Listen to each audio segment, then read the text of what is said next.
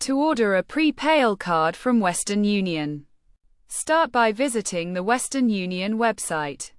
The process is easy and quick, so it's essential to follow each step.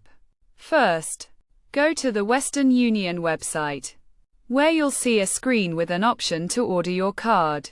Click on this button to proceed.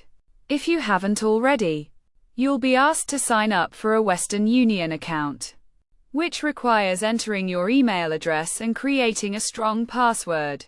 After signing up, a verification code will be sent to your email. Copy this code and enter it on the Western Union website to verify your account.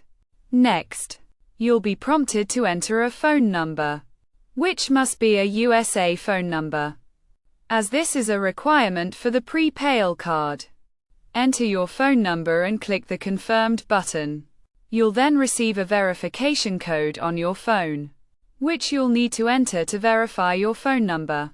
Once your phone number is verified, you'll be asked to provide your address, which is where your Prepaid card will be sent.